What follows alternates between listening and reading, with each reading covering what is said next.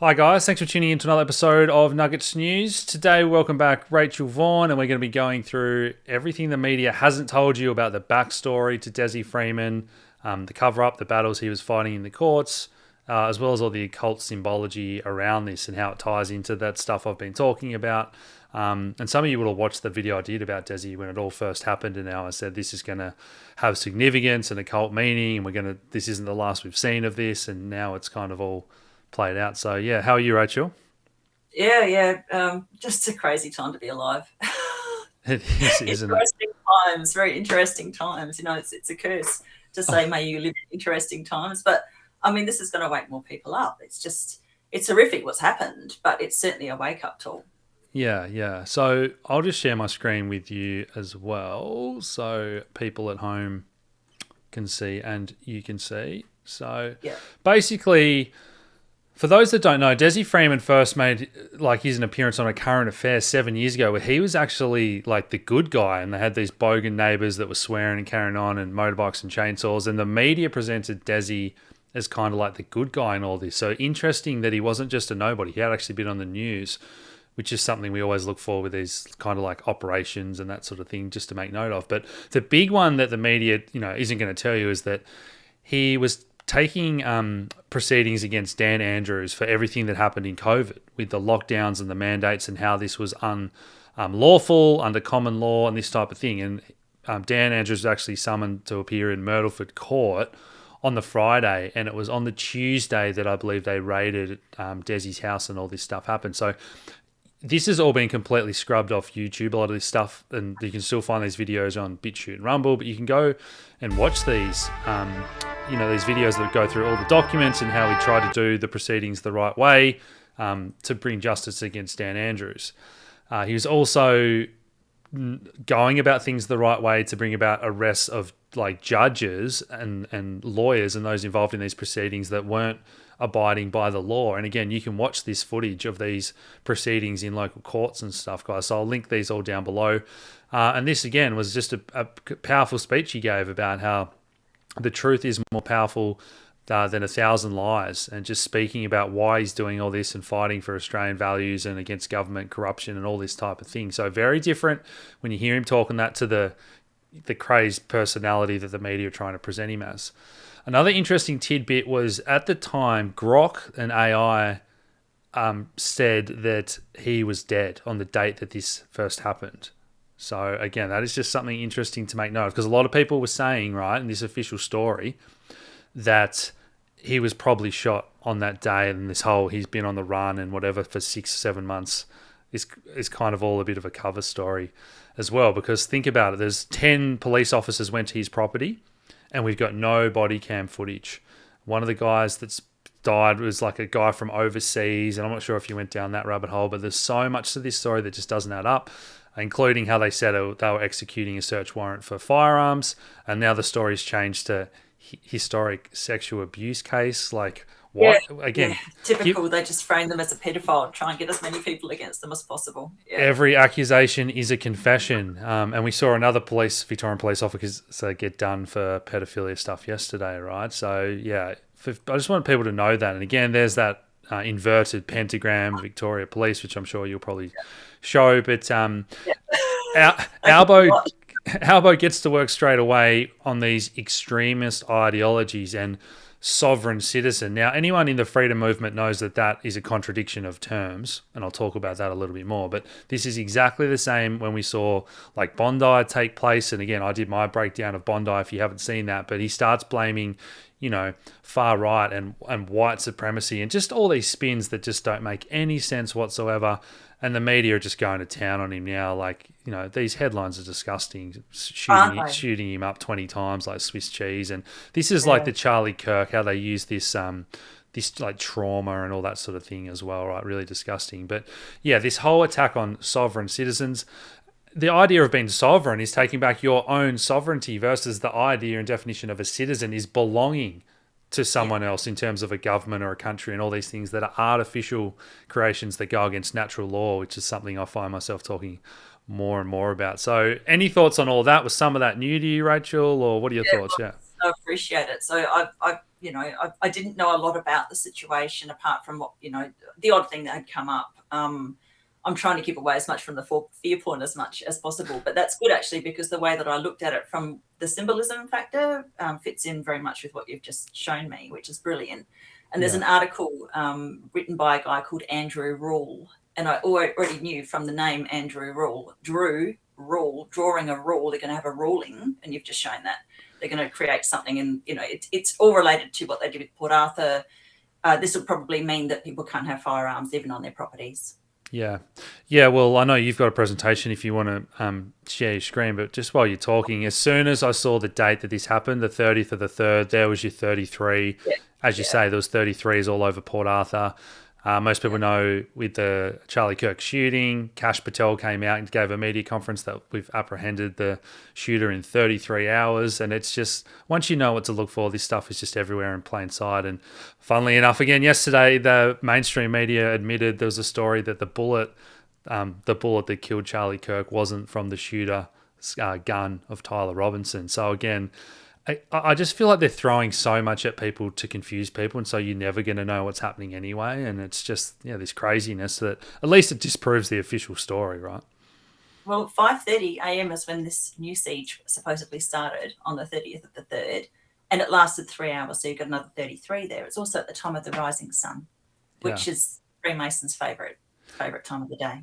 And this is the middle of sacrifice season as well, which I spoke about. Yeah. And there's so many symbols that relate to Easter in this. It's just ridiculous. If it wasn't for the fact that someone who's obviously a good person has been taken out, it would be hilarious, because it's so obvious. I mean, I cannot get over how stupid they must think that we are, because they do this in such plain sight. But I think, people are going to get a bit of an education. Yeah, cool. Well, if you want to share your presentation, Rachel, we'll get into it, and then I've got a few other things I've picked up, and I don't know what your presentation is, so I'm looking forward. And Okay. Can you see that? Yeah, if you want to get rid of that little version of me, just click on the cross, and perfect. All good, and I'll hide what's down the bottom. All right, we're getting used to this. Okay, so he's shot dead supposedly 30th of March. I think what you've just shown me indicates that they saw his name, his designated name, Dezi Freeman, designated himself as a free man in that current affair program, and thought, here we go, let's have a go at this guy because of the name. And be careful with the names that you take on, guys. One of the things that they keep pointing out was that he was on the run for 6 months, because they love the number 6. He wasn't. It was 7 months, 216 days. It's just over 7 months. So there you go. An interesting 18,662,400 seconds. They love the numbers. They just love the numbers. So we're going for it's 7 months. So just going back into what actually happened, and you learn a lot from Wikipedia, from just the stupid stuff that they put out. So again, we're not 100% sure if this person that came from overseas was really a person. I don't know. I've heard a lot of different things. We've got a 3rd officer injured. Number 3 is coming up all over the place. Middle name Bird, as in free as a bird, and that is really significant to the property that he was supposedly killed on. So his real name was Desmond Christopher Philby, born either 1969 or 1970. And again, Desi Bird Freeman was a name that he took on under, supposedly it was popular, the Freeman name in the sovereign citizen movement. The word bushcraft and buffalo are also really significant. In Freemasonry, the numbers 5 and 6, super important.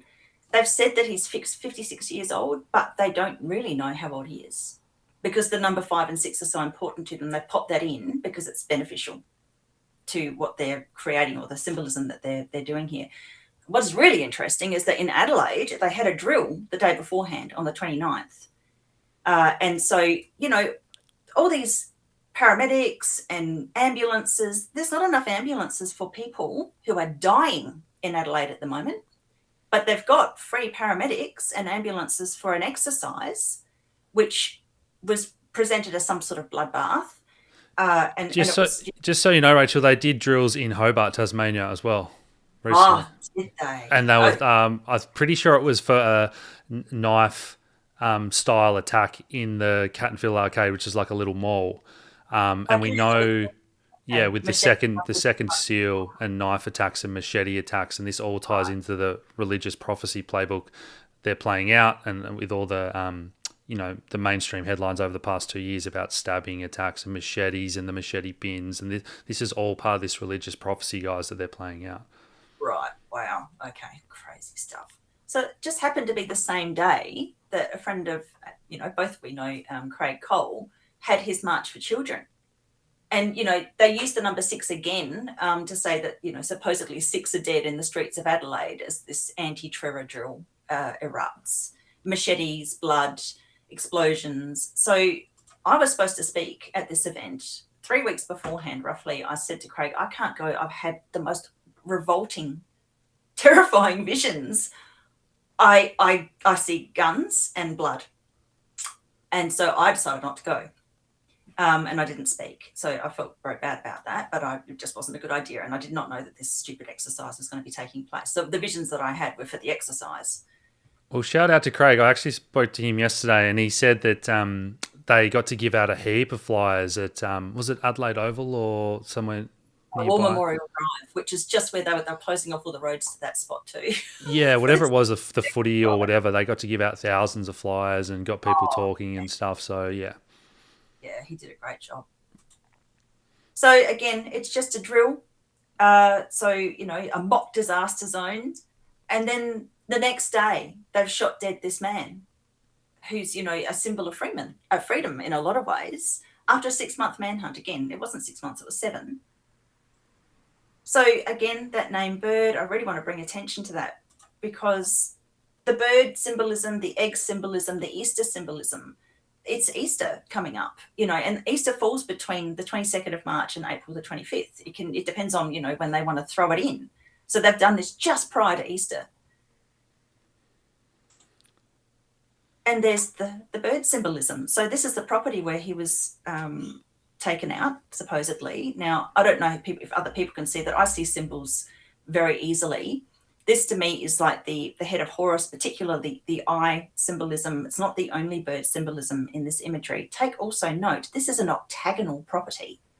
How many octagonal properties do you know of? Yeah. It's very, very strange, but it works in perfectly with their symbolism. And is that to the left of the octagon, is that a hexagon as well? It looks like it's a 6-sided. It looks like I didn't even notice that. So what on earth? What? Yeah. So again, you've got this symbolism. It's this Easter resurrection symbolism or sacrificial symbolism. So Horus represents the resurrection and regeneration through the Osiris myth. And so it's restoration. And also, we're talking about a siege that happened. So Horus is also very much related to the rising sun symbol, which is this circle. Yeah. So Freeman was, the siege began at 5:30 a.m., which is the rising sun time, and he dies 3 hours later. So we've got that 33rd degree, that number 33 overlaid. And this whole Horus, Osiris, Isis, and all this Egyptian myth is based around that dead body, which they get back together, and then, at a later date, it ties into kind of, let's say that maybe Desi was shot in that initial shootout or something happened, and then it's this later date, and then they're doing the, the ceremony and it kind of all ties together loosely with that as well. Yeah, beautifully put. So again, as I shared on one of my other presentations with you, the symbol of Horus is extremely important for South Australia. It's part of our flag. It's part of our emblem, and it represents this orange circle represents the rising sun. So again, that's that rising sun symbolism. Victoria and South Australia are obviously very closely connected. And this is your symbolism for the Victoria Police. It's the same checkerboard design on the hat, which is the Masonic checkerboard. And it's an inverted pentagram, as you said before. This is the satanic symbol. This is who these people have an oath to. It's to each other, and it's to a god that most of us would be horrified by. And again, when we say who they have an oath to, most low-level police officers do not know this. Do you know what I mean? It's exactly, yeah. Yeah, we're not saying that all police are bad or anything like that. But what do we keep seeing with the higher-up police? Done for pedophilia, done for all these corruption and connections to Freemasons. We saw 22 Freemasons arrested in France as part of a cult, and I'm not sure if you saw that headline yesterday or the day before as well. So, oh, really? Was it that recent? Oh my gosh. Oh wow. Okay, and I'm just noticing there's all these lines straining out from one point here, which is very interesting. What on earth is that? I need to get closer look at that because that looks like it's a crossing point of ley lines, and they've been marked out. So there's also a symbol of a bird from a further distance out. That's the octagon there, which presents the eye of a bird. And again, he used the name Desi Bird Freeman, designated Freeman. So Neil Sutherland says that his older brother owns that property, and that, this is not a sovereign citizen situation. And again, you can't be sovereign and a citizen. A citizen is a person who's a member of a nation or political community. A sovereign individual is self-governing. It's just an oxymoron. It's absolutely ridiculous.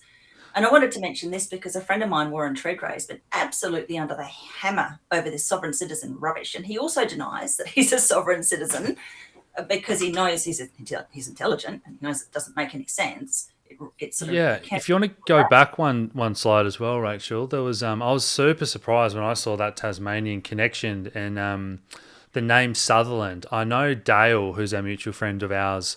I think one of his psychic friends told him something along the lines of Desi will be found at like a land south or of where they're looking, or he actually said something about the word south and land that he foresaw. And so when I saw this, a connection to Tasmania with someone called Sutherland, like I sent Dale that message as well straight away. And I think, where's it saying here that he'd been on holiday? For 3 months. So there's another 3. Yeah. So just over and over and over again. Oh, that's really cool. I didn't realize that with Dale. Okay. So, Warren's a friend of Dale's as well. I put this up because, we're all watching. So if anything happens to anybody else, we'll know what's going on and we'll make a bloody big noise about it. So the octagon relates to the Octopus Club, in my opinion. And so I wrote this in a Facebook post recently, and my father was a member of the Octopus Club. That's a worldwide club, and the number 8 is extremely important to them. But it's also a symbol of rebirth, regeneration, and new beginnings, just like Easter. So they have chosen this particular property on purpose. Whether he was actually there, given all of the symbolism, I would doubt it. But again, I wasn't there, and I don't believe anything unless I'm physically able to see it myself now, because I don't trust any of the news media. So this octagon represents a transition between the square and the circle, the square being the earthly stable realm and the circle being the eternal divine realm. And if you look at this property from a different angle, you might say that this also looks like a circle with the octagon in the center. So what better place for an Easter sacrifice of a man who calls himself a designated Freeman with the middle name bird than a property with the double bird symbolism and an octagon within a circle representing, self-sacrifice and bridging heaven and earth. And again, they're saying he's 56 when they don't really know what his birth date is, because the 5 and 6 are significant for a bridge between natural world, humanity, the divine. They're using the numbers all in a way that is very useful to them, basically. And this is what I was saying before about Andrew Rule. So they're going to draw a rule related to this situation. Just about every time you look at this situation, the word bush is brought up constantly. Bush, bush, bush, bush, bush. The police commissioner, Victorian Police Commissioner, Mike Bush, was the one who was, the head of this whole ridiculous situation. In the Wikipedia page for the Porcupine murders, or whatever they want to call it, they do mention Port Arthur. They've mentioned it in there. Yeah, and Port Arthur also happened. Again, we're coming up to the 30-year reunion of Port Arthur. Port Arthur happened in the season of sacrifice, in that the 28th and 29th of April, leading up to the end of sacrifice season, when they like to do all their blood rituals in that week leading up to April 30, Beltane, May 1st. I've covered this multiple times, but the media, all the headlines, the newspapers were 33 dead at Port Arthur, even though it was actually 35. It concluded on the 29th of the 4th, which is your 33. Wow. And then they kept Martin in solitary until the 22nd of the 11th, 33. Oh, God.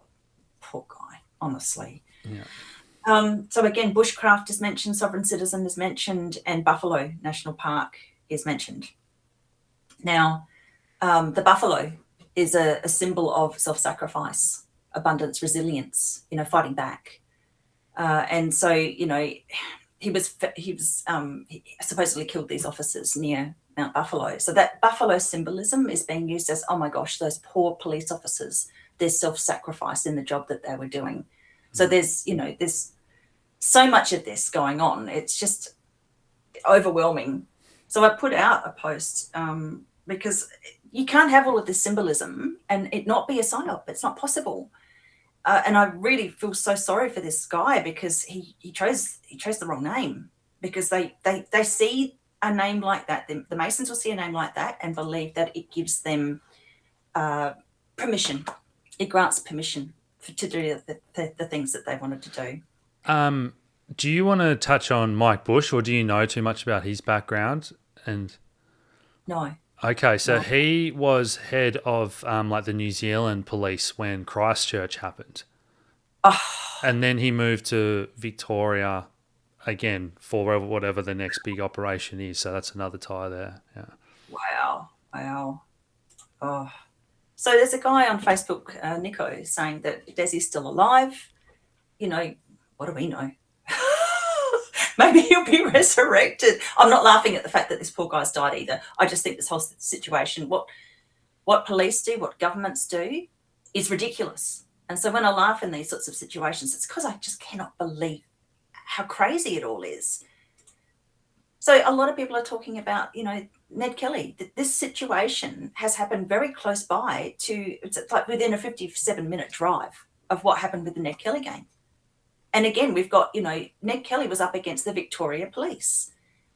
He was a bush ranger. The Victoria Police were obviously cruel, abusive. He was trying to protect himself and his family. And so there was also a manifesto. This sounds very much like the situation. Now that I understand what you presented before, I didn't know that about Desi, that he'd gone against Dan Andrews. There's a brother Dan in here. The heart name's significant, very significant. It's a heart in my father's cult. The heart name you see a lot in cults. So if Ned Kelly was killed in 1880, that's is that 200 and 146 years? I'm just seeing if there's any other numerology there, but I'll have to look into that more. Yeah. And then this is the difference in distance. It's just around the corner, practically. And so, what happens? We've got this. We've got these idiots saying we're going to have COVID-style lockdowns, this, that, and the other. This is a distraction from that, I can imagine, but it's also fitting in with the whole agenda of it all. Well, I'll stop sharing. No, absolutely. I think, as you say, this is like such a good distraction. Hold on, I'll stop sharing for you. You're right. Thank you. This is such a good distraction because there's 2 times a year when everyone gets together, right? Normally Easter and, the festive season, Christmas, New Year's. So what is everyone going to be talking about? Are they going to be talking about Desi Freeman, or are they going to be talking about whatever Albo's about to announce at a couple of hours at time of recording here? But I believe, as I've been saying, he's going to announce stage 1 of, these fewer lockdowns, which will get worse and worse. But that is what everyone will now be talking about over Easter. They won't be talking about the Desi and this type of stuff. Yeah. And the whole lockdown thing, I think, if they do that, there's going to be a pushback like they've never expected. And I really do believe that there's too many people are awake now. It's just not going to work for them. Yeah, I mean, I agree it's going to wake so many more people up, but I kind of wonder it's going to be hard to push back, and they're going to really turn up that dial of dobbing people that you see travelling and dobbing your neighbour and all that sort of thing. But the fact is that I know some people have said, the Strait of Hormuz is opening and the ships are flying and it's all fake, this oil shortage. I don't think it is. I think they're allowing a few ships from certain countries that are on their side. But okay. I do think that I've spoken to people in the oil industry, and I've spoken to my farmer friends who have said we're out of fertilizer. This has never happened before. So that is 100% real to me. When all my farmer friends are saying this has never happened, we're out of fertilizer, they get shipped through the same areas and that. So again, it kind of makes it so people can't really fight back, because if we're low on fuel, there's nothing you can do. This is our own doing of them. Again, the United Nations, the globalists deliberately killing our industry and manufacturing, as they've done throughout the West, but nowhere more so than Australia, that should be the richest country in the world from our resources and energy, minerals and everything, and they've just deliberately killed it all. What I don't understand is, we're shoving out human excrement and urea out into the ocean, causing algal blooms. South Australia had a shocking one. It was because they released a whole heap of effluent just before it happened. And they put out chloramine in the water that killed so many people. My fish died. So many people's fish, huge die-off, fingerlings died all through the Coorong. But apparently it's safe to drink. Lots of cats and dogs died as well. That preceded them pushing out all this effluent.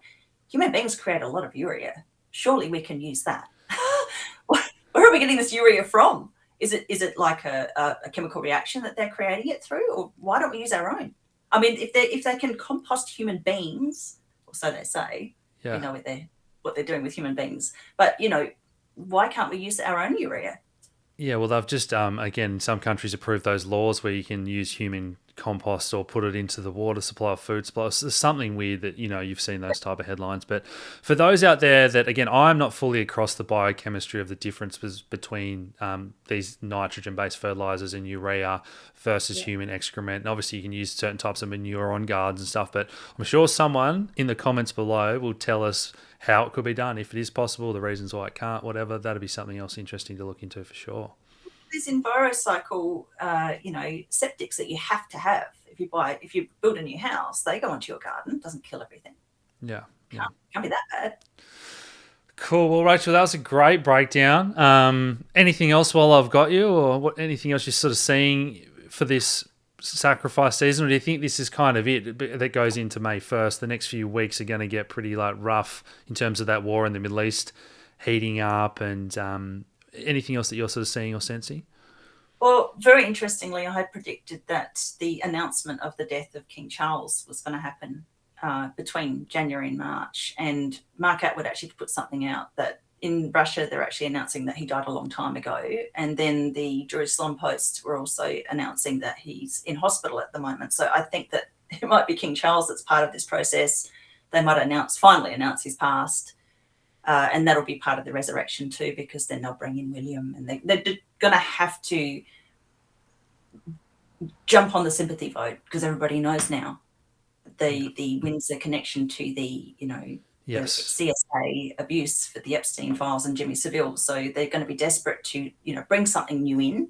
So I think that's all part of what's going on at the moment. It's just have you been down that rabbit hole of William being born on was it the summer solstice and a solar eclipse? Or there's a lot of occult symbology to William being the next king, the Sun King.